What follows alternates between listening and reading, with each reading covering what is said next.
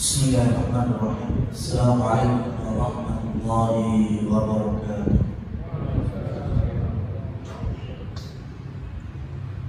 Alhamdulillah, alhamdulillahi rabbil alamin, wa bihi nasta'inuhu ala umuri dunya waddin. Asyhadu an la ilaha illallah wa asyhadu anna Muhammadan abduhu wa rasuluh. Amma ba'du, rekan-rekan sekalian yang dirahmati Allah. Pagi ini kita bersyukur kepada Allah yang telah memudahkan dan memberikan banyak karunia. Salah satunya kumpulnya kita di Selasa pagi untuk mengambil hikmah dari rahmat Allah melalui firman-firman-Nya atau hadis-hadis Rasulnya Nabi Muhammad SAW, di mana sumber atau mata air sehatnya hati kita, bersihnya jiwa kita jika kita mencoba meminum air dari sumber aslinya, yaitu Al-Quran dan Sunnah sesuai pemahaman para sahabat. Rekan-rekan sekalian yang dirahmati oleh Allah, ketika Allah telah memberikan amanah kepada orang-orang yang beriman, Allah titipkan di setiap muslimin dan muslimat, mukminin dan mukminat, dan itu ada di dalam surat Al-Furqan, alladzina yaquluna, orang-orang beriman itu yang mereka mengatakan, mereka berdoa, Rabbana hab lana min azwajina wa dhurriyyatina qurrata a'yun waj'alna lil muttaqina imama. Dari ayat ini, ketika kita mohon dari Allah Subhanahu wa ta'ala permintaan kebaikan dari pasangan, kebaikan anak keturunan, dan juga imaman. Nanti kita akan tahu yang dimaksud dengan imaman itu adalah apa versi para ulama. Dzurriyyah, generasi, anak keturunan. Di dalam Al-Quran disebut beberapa kali, tapi dibedakan menjadi dua. Ada generasi dhi'af atau du'afa, ada generasi thayyibah. Yang satu dikenal dengan generasi lemah, yang satu generasi baik. Kita coba lihat di dalam Al-Qur'annya, dalam surat Fatir ayat yang ke-28, Allah Subhanahu wa ta'ala berfirman, wal yakhshal ladzina law taraku min khalfihim dzurriyyatan dhi'afa khafu 'alaihim. Jadi ada manusia, orang tua yang mereka takut, khawatir karena sepeninggal mereka hanya memiliki generasi yang akan menggantikannya, generasi yang di'afa, yang lemah. Dan lemah di sini maksudnya tidak matang akalnya. Ini lemah dari surat Fatir ayat ke-28. Ditambah dengan Al-Baqarah 266. Allah Subhanahu wa ta'ala menggambarkan hamba-hambanya yang banyak amalnya, tapi ya ada keikhlasannya hilang karena punya riya,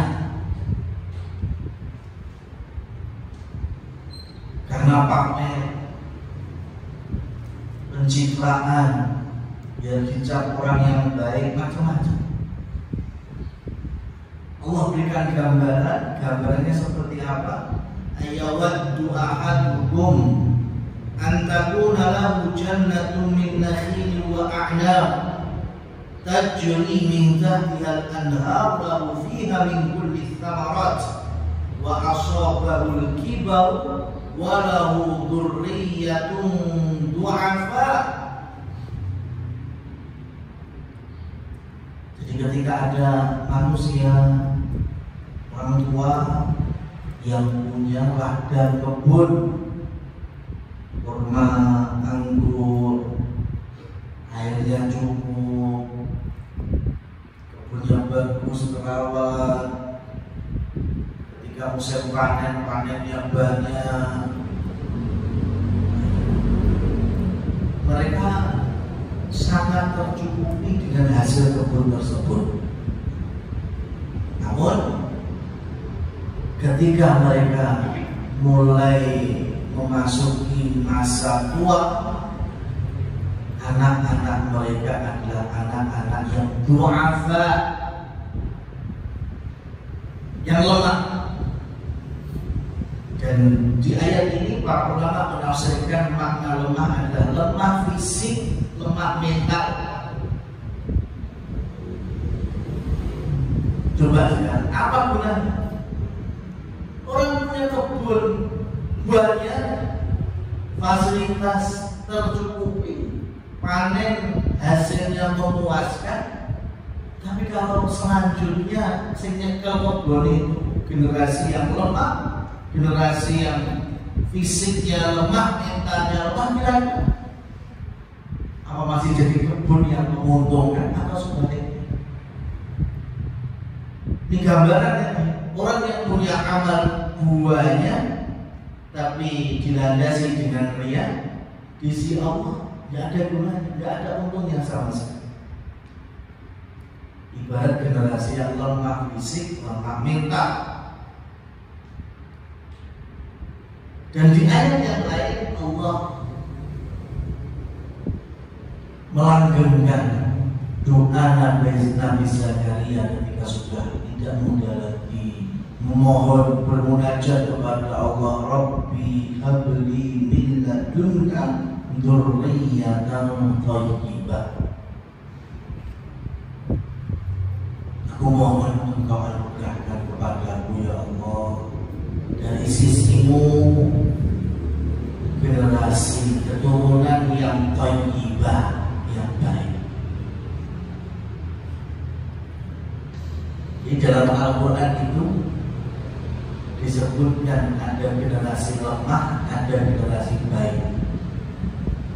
Lawan dari generasi lemah adalah generasi baik. Begitu juga lawan dari generasi baik, generasi lemah di dalam Al-Quran. Tentu ini agak janggal kalau kita belajar bahasa Indonesia, karena kalau kita pakai bahasa Indonesia, lemah itu lawannya kuat, baik itu lawannya buruk. Tapi di dalam Al-Quran ternyata khusus untuk dzurriyyah, generasi itu lemah, lawan katanya adalah baik.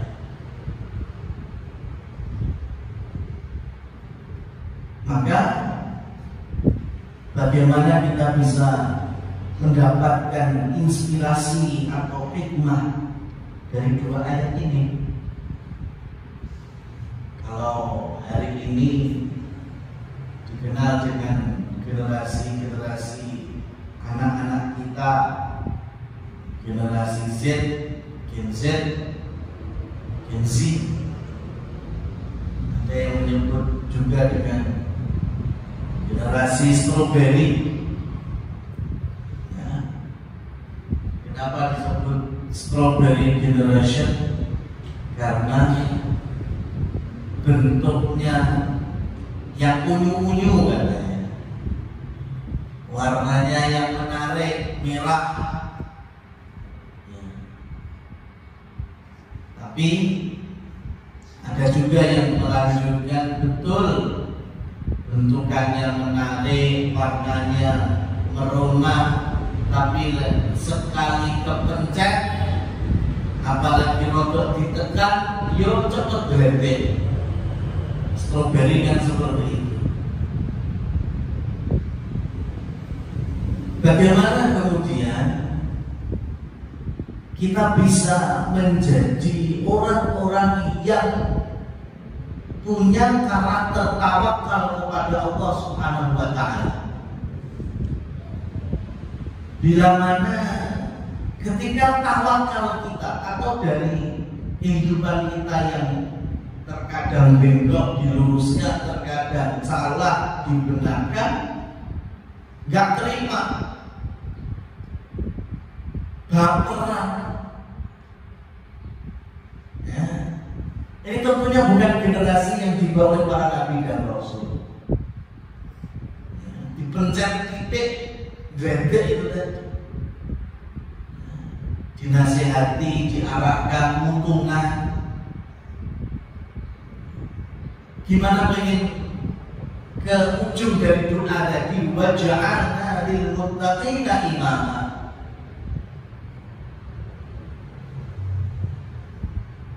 Nabi Musa alaihissalam ketika baru mendapatkan perintah dari Allah, idhab ila fir'auna innahu tagha. Musa, berangkatlah kepada Fir'aun yang sudah melampaui batas itu.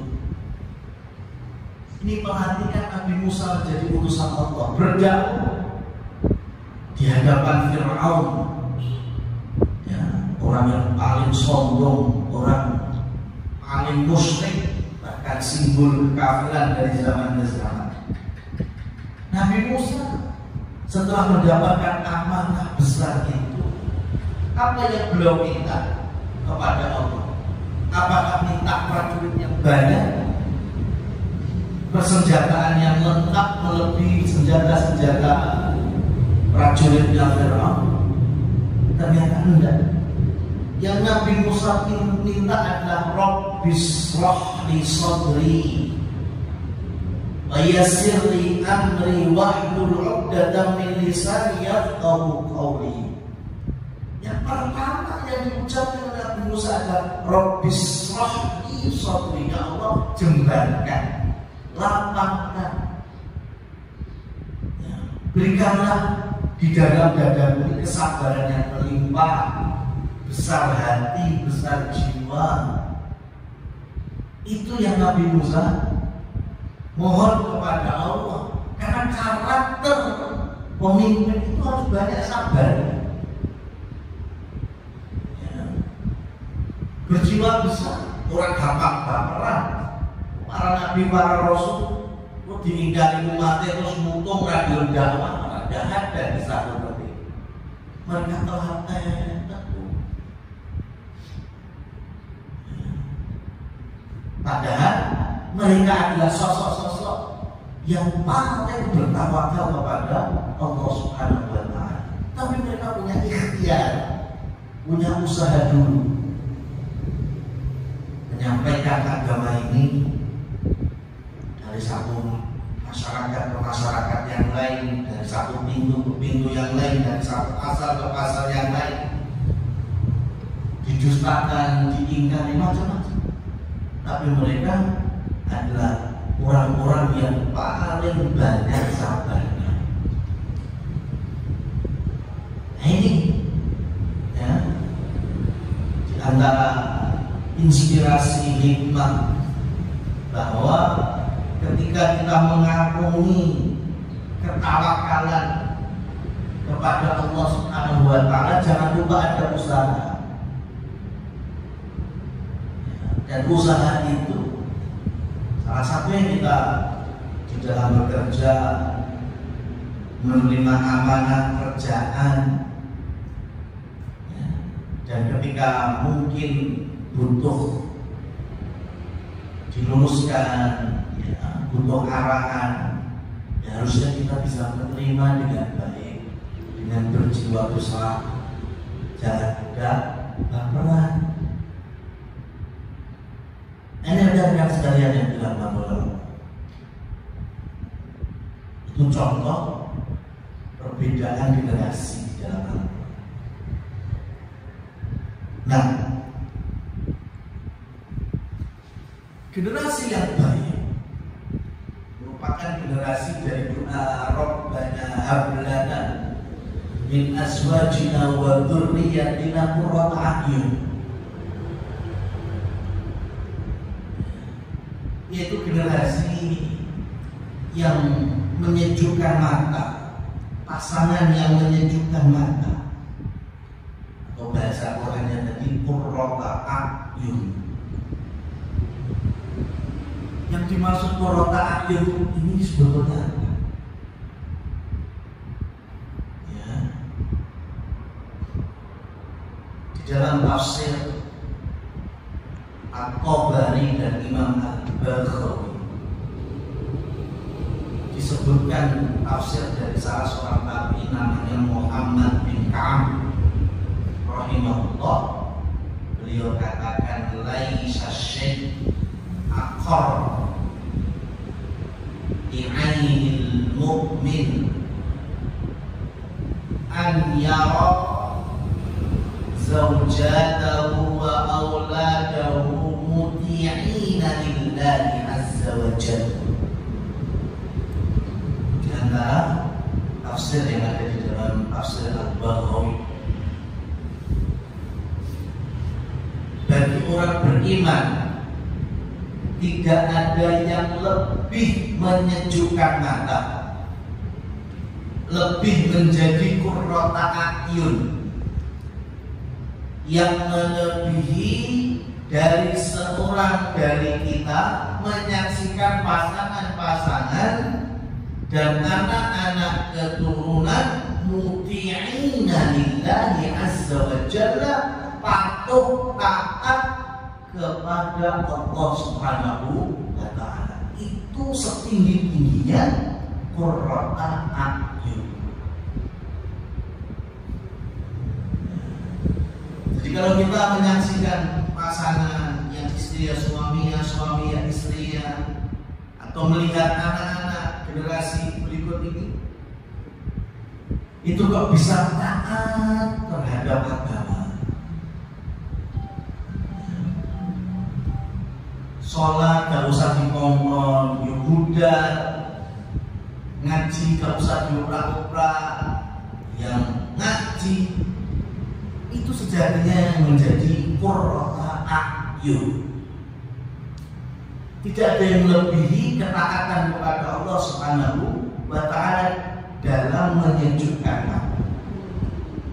Air sejuk itu biasanya sangat dekat dengan air. Nah, karena menyejukkan mata berarti juga sangat dekat dengan air mata.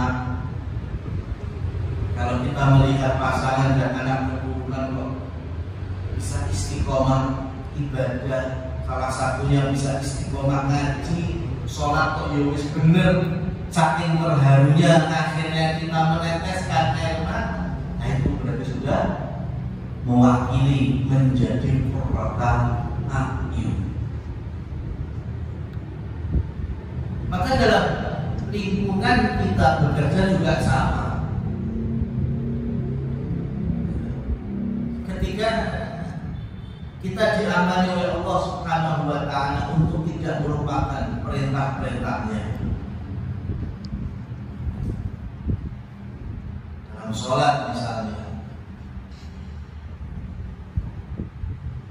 kita melihat rekan-rekan sudah gampang sekali mendengar azan kemudian berangkat untuk menunaikan ibadah sholat. Mungkin kalau di jam-jam kantor ya, zuhur dan asar, itu sudah bagus sekali. Karena untuk urusan yang lain itu insya Allah Allah mudahkan. Sebagaimana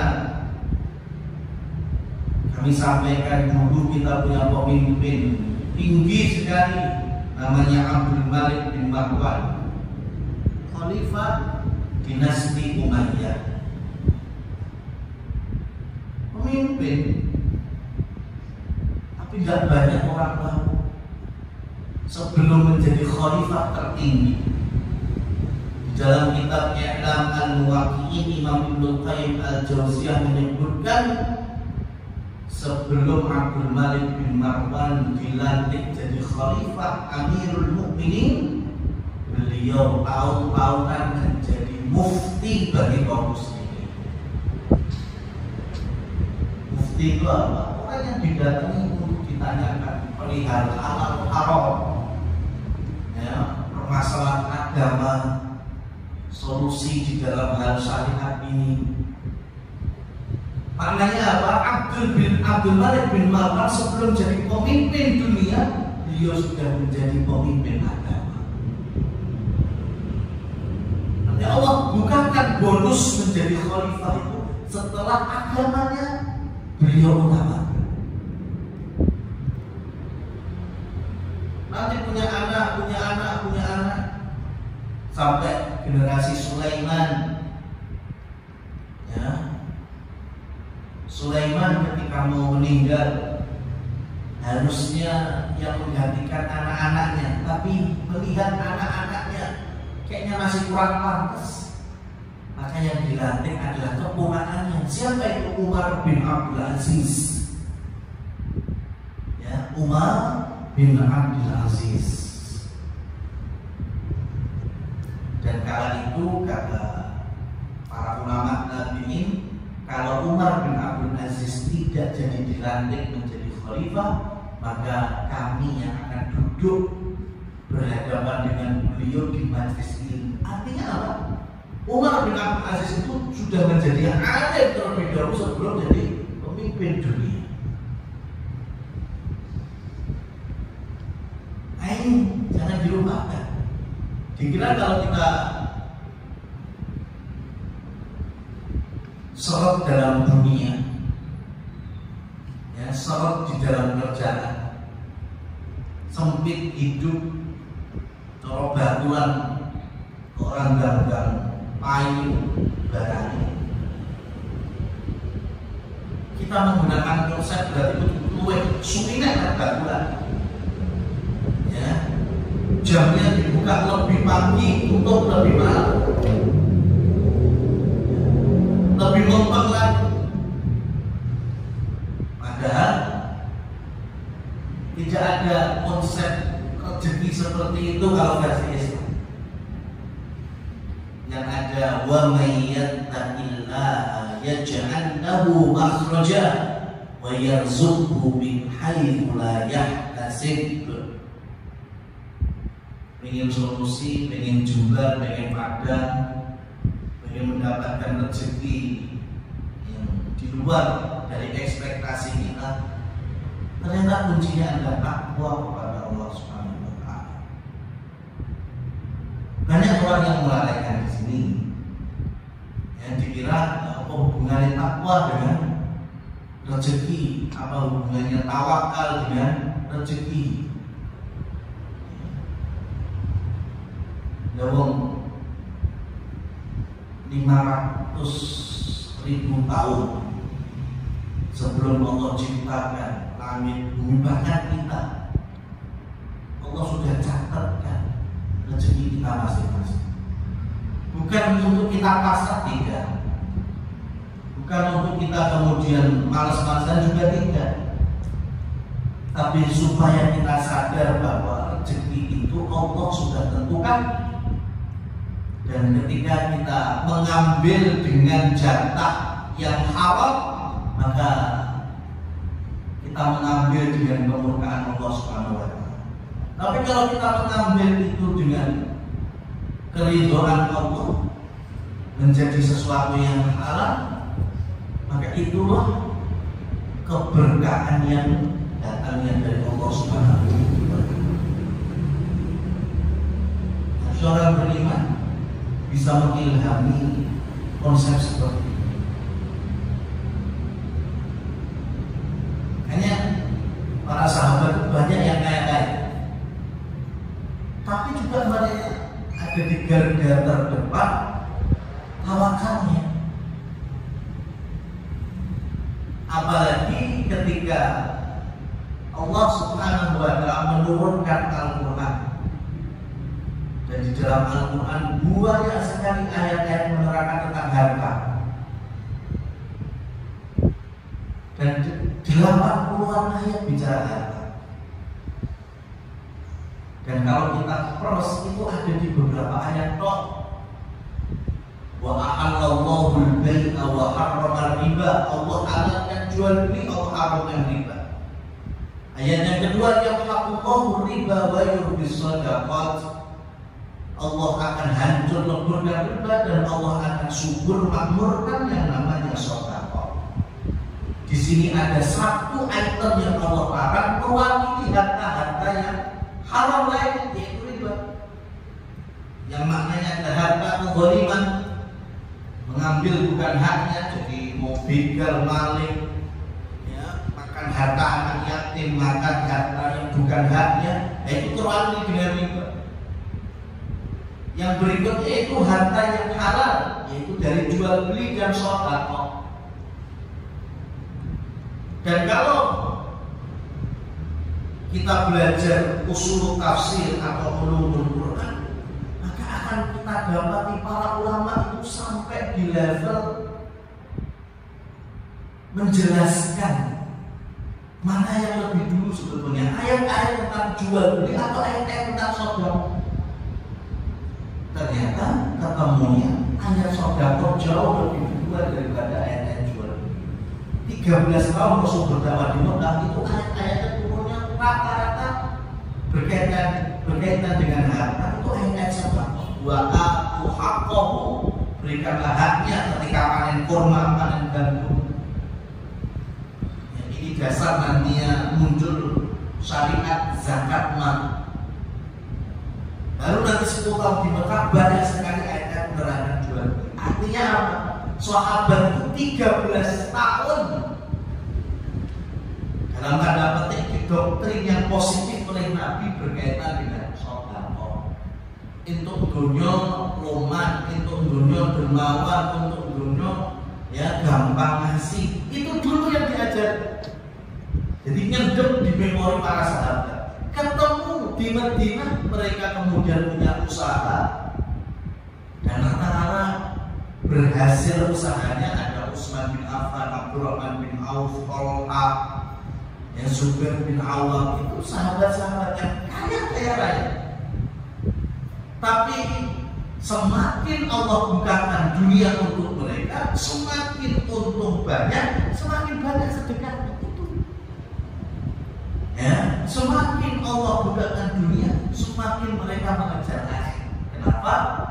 Karena dalam mindset mereka lebih dulu kemasukan kedermawanan sebelum keuntungan yang besar. Nah, ngaji kita kadang balik, ya, dunianya dulu.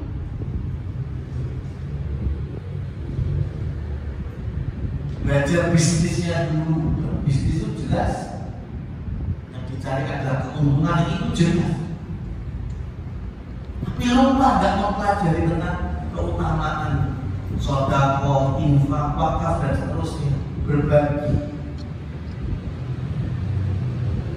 Pas belajar jual belinya misalnya itu sampai terkadang saking semangatnya nganggur dalil dari barang muslim itu harus harus kaya. Karena kalau miskin, fakir, kefakiran lebih dekat dengan kekafiran. Ya. Nanti kalau dapat keuntungan ini kita bisa membantu yang lemah, Masya Allah. Itu sebatas teorinya. Tapi karena bendino kejejarinya ini, akhirnya ketika jalan usaha untung, ketika harusnya ada berapa persen tadi dari teorinya masuk kepada lumbung-lumbung aman, luput. Musik baik, nanti aja dulu, pancok-pancok. Kenapa? Karena memori paling banyak terkait dengan tubuh. Tidak seperti sahabat.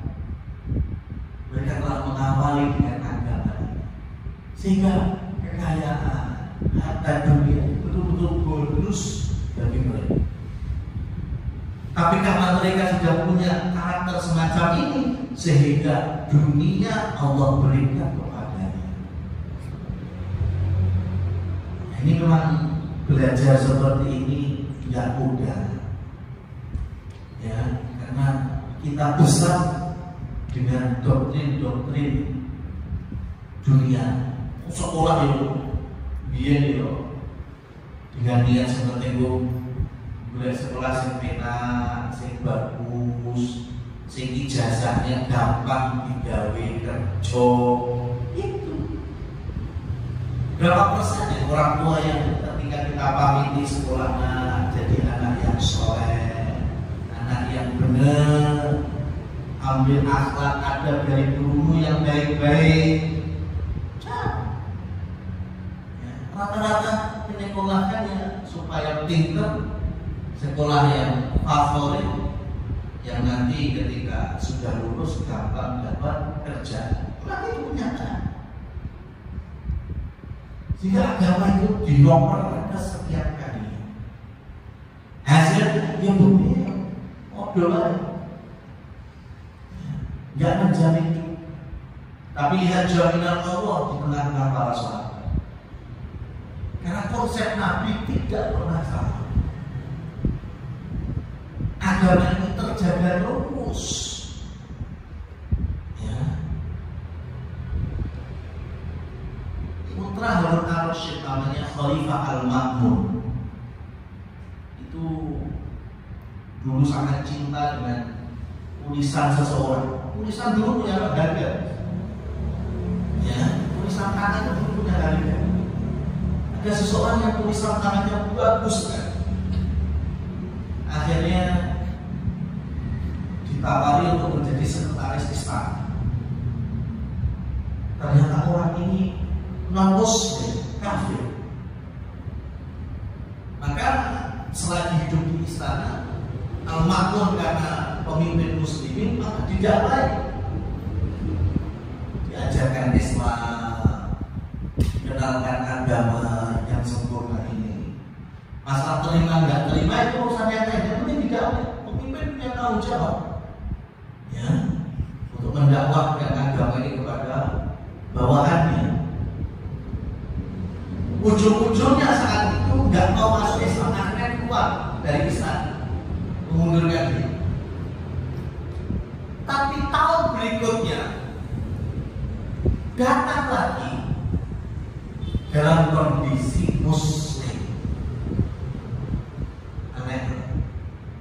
Al-Ma'mun kala itu merasa aneh gitu. Biar aku ini wong sing nomor siji, orang yang paling punya kekuatan dan kekuasaan, ngajak kamu malah nggak dapat hidayah. Masya Allah.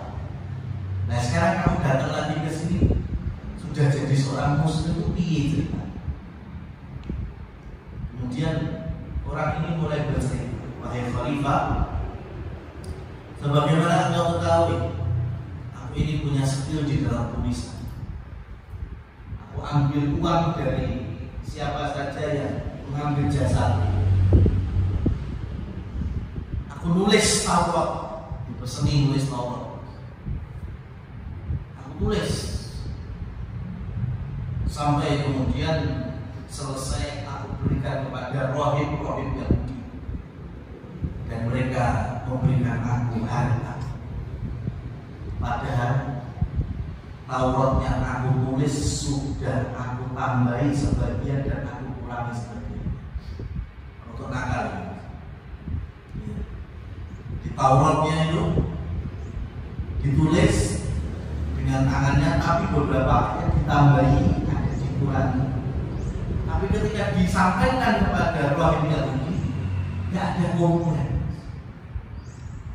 gak konangan. Lalu aku pun menulis Injil, sama, sebagian aku tambahi, sebagian aku kurangi.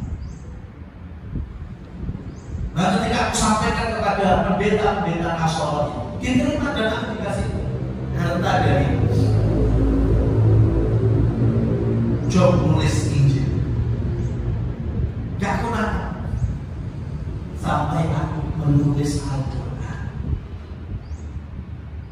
dan aku tambahi kurangi beberapa ayat. Dan ketika aku sampaikan kepada Muslim yang menghargai aku menulis Quran itu, ketika aku sampaikan, dibuka, dibaca, dia berkomentar, ini bukan Quran kami. Saya kaget. Lalu Taurat gak konangan, Injil gak konangan, yang Al-Quran kenapa bisa ditolak? Maka di Istana Makmur saat itu ada nasihatnya para ulama yang kemudian menjawab, karena di dalam Al-Quran Allah sudah menjamin penjagaan Al-Quran dan agamanya ini. Inna anzalnahu dzikra wa inna lahu lahafidun. Kata Allah, kamilah yang menurunkan Al-Quran dan kamilah yang menjaga. Berbeda dengan kitab-kitab samami yang lain, Zabur, Taurat, Injil, itu Allah berikan penjaganya kepada siapa? Manusianya sendiri, tokoh-tokoh agamanya, pemeluknya. Tapi yaitu, ya, Allah itu kalau berikan amanah kok yang pegang manusia, ujung-ujungnya rusak. Makanya Al-Quran penjagaannya bukan kepada kita, bukan kepada Nabi, bukan kepada para sahabat, tapi yang jaga langsung Allah Subhanahu wa Ta'ala. Maka hari ini kalau ada orang yang tulis Quran salah, itu langsung konangan. Hilang satu ayat, jangankan satu ayat, satu huruf aja, kau tahuan. Ya, dengan banyaknya para penghafal Quran, dan kita ini ngapal Quran paling model cuma ngapalin ayatnya tok.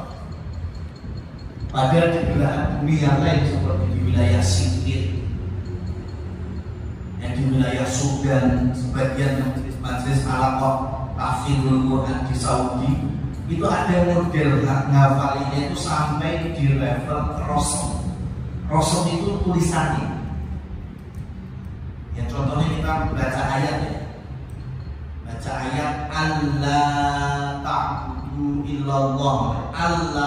Allah itu dalam Al-Quran itu ada dua jenis penulisan. Ada Allah model alif kemudian lam tasdid, Allah gitu. Ada yang sistemnya nulisnya an sama la, alif nun sukun sama la. Bacanya juga cara tajwid kan Allah juga. Ya, itu bilang. Nah, dalam Al-Quran itu Allah itu ada dua tulisan. Lah orang Allah langsung lam tasdid, ya Allah nun sukun sama la.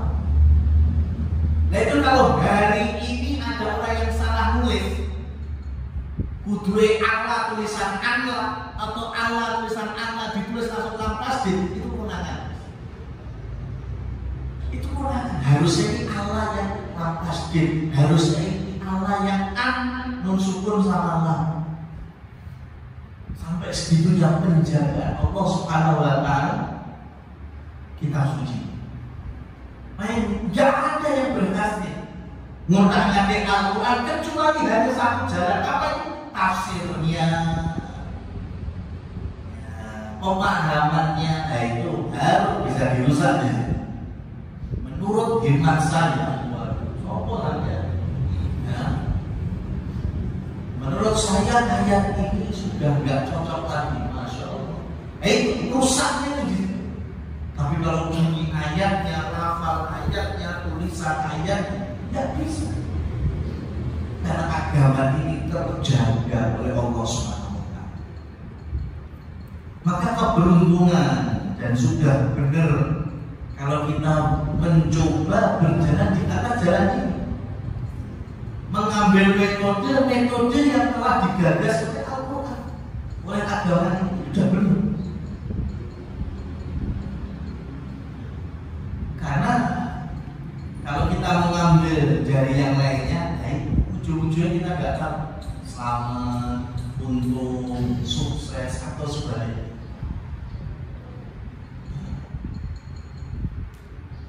Rekan-rekan sekalian yang dirahmati Allah, karena ujung-ujungnya kembali kepada ayat tadi. Setelah kita mengetahui dzurriyyah, mengetahui qurrata a'yun, lalu doa ujungnya adalah waj'alna lil muttaqina imama. Ya Allah, jadikan kami imamah bagi orang-orang yang bertakwa. Dan imam di sini apakah pemimpin dalam arti pemimpin bangsa, ya, pemimpin sholat, pemimpin, ya. Bukan, karena imam ini kewajiban bagi setiap muslimin dan muslimah. Setiap orang yang beriman doanya sama, waj'alna lil muttaqina imam. Jadi imam di sini bukan berarti pemimpin seperti bahasa kita Indonesia pemimpin.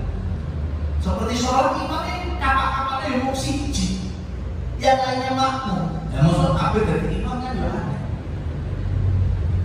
Karena memang tafsir para ulama waj'alna lil muttaqina imam di sini adalah al-qudwah, qudwatan, teladan. Paling depan, pemimpin itu biasanya paling depan, kan? Imam dalam kan paling depan di dalam keteladanan.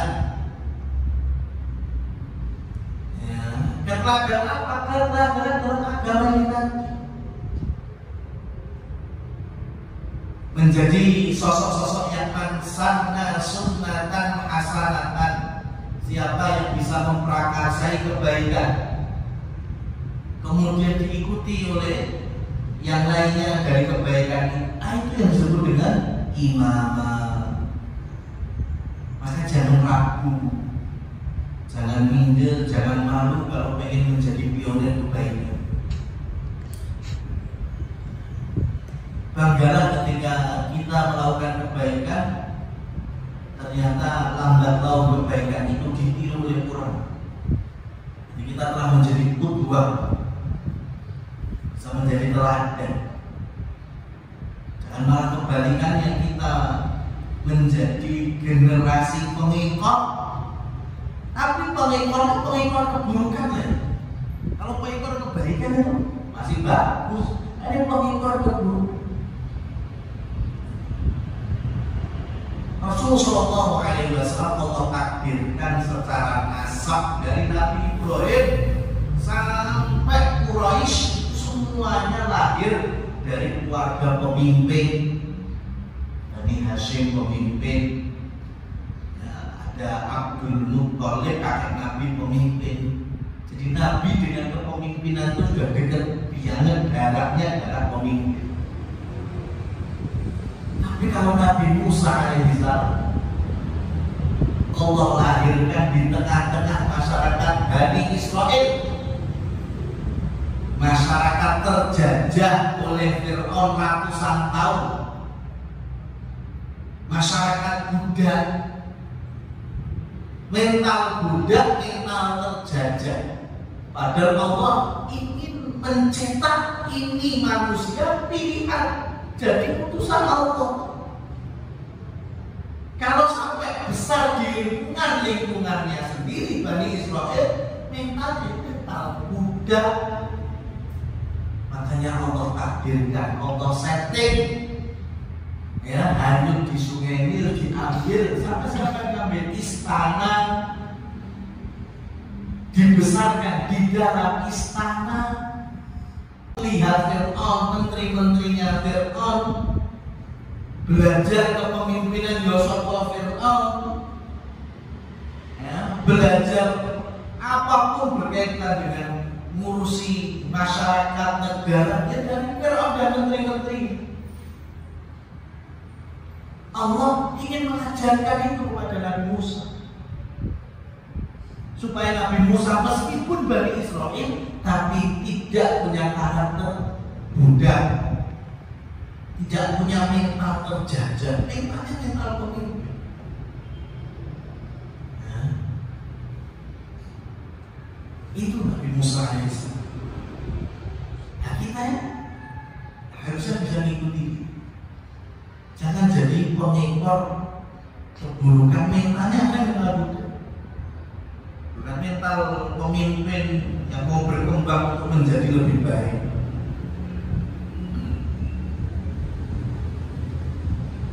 Coba kalau kita lihat benua Amerika, Amerika itu benua, tapi sebelum kemasukan Columbus sama Pizarro, penduduk asli Amerika yang jadi nengok India mungkin berapa jumlah? Ya, di tahun 1400 tercatat sampai 110 juta jiwa. Itu penduduk asli Amerika. Ya, kulitnya seperti apa, bentuk hidungnya seperti apa, rambutnya, pakaiannya, bahkan bahasanya. Tapi setelah kemasukan orang Eropa jajah, hari ini coba bisa menemukan orang asli Amerika. Coba dengan Amerika sini mau apa? Eropa. Karena terjajah. Habis enggak, sampai bahasanya aja kita nggak tahu. Coba di Amerika bahasanya sesuai dengan bahasa penjajahnya. Ya, ayo ketemu di Brasil bahasanya Portugis. Ya, Portugis. Kanada bahasanya Spanyol. Di Amerika Serikatnya bahasanya apa? Inggris. Ketemu Meksiko kita sesuai dengan bahasa penjajah. Jadi kita meskipun ke benua Amerika di sini wong Eropa, nggak usah ada ini kalau di Australia orang aborigin sebelum kemasukan James Cook penduduknya juga ratusan ribu jiwa. Kemasukan dijajah oleh orang Eropa. Hari ini keliling Australia data cuma tinggal 50.000 jiwa orang aborigin dengan bahasa yang hampir punah. Kalau gue ngerti Canberra, Sydney, ya Australia bahasa dialeknya apa? Inggris juga. Padahal dia benua sendiri. Kalau udah terjajah, nggak punya mental berjuang, hilang. Dan ngerti awal itu. Jadi kita terjajah 350 tahun, hampir 4 abad sama London. Bisa mas bahasa London? Nggak bisa. Harusnya bisa. Kenapa nggak bisa? Ya karena di tengah penjajahan, ya ternyata masih ada orang-orang di masyarakat Nusantara atau Indonesia yang terus berjuang, ya, memotivasi sehingga jangan sampai kita ini meskipun terjajah tapi mentalnya bukan mental berjuang. Akhirnya alhamdulillah bahasa masih awet, kultur masih awet. Itu kakek moyang kita dulu. Yang mana ada yang mental penjajah, ya ikut-ikutan mental tidak ada. Tapi banyak pula yang kemudian tidak ikut-ikutan. Dan kita ini nyontoh yang ini, jangan ikut-ikutan. Ya, mau memasukkan berbagai macam budaya-budaya asing, pemikiran asing. Jangan kemudian latah dilam semua. Kita punya konsep sendiri, kita punya budaya sendiri, kita punya pemikiran sendiri, apalagi Islam.